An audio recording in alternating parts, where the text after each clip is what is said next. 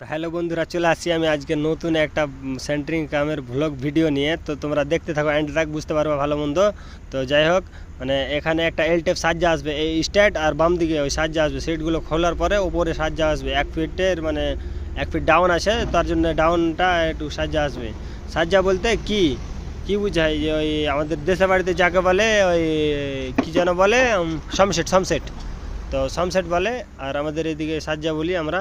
তো যাই হোক, তো এখন মানে সাইডটা মারতে আছি, সাইডটা মারতে মারতে তোমার ধরে নাও একটু 1 ফিট মতো ডাউন আছে, তো তার জন্য আর কি সাইডগুলো মারছি আর কি। সাইড মারার পরে তোমার ধরে নাও এটা পার্কিং এরিয়া, তো তার জন্যই মানে সাজ্জার মানে কলমের উপর বিম আসবে, তাছাড়া এটা রিটার্নিং ওয়াল সিস্টেম, মানে রিটার্নিং ওয়াল দিয়ে।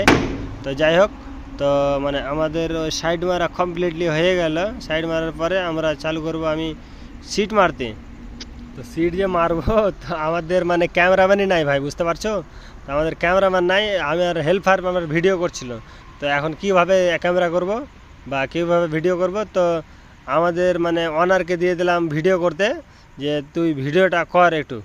তো অনার বলতে ওই মানে এখানের আমাদের মেটেরিয়াল মালিক।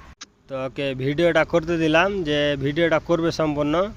তো আমরা তো কাজের কামে চাপে মানে ভিডিও করতে পাই না আর কি, ভিডিও করার টাইমই পাই না, তবুও শর্ট করে একটু ভ্লগ বানিয়ে নিই।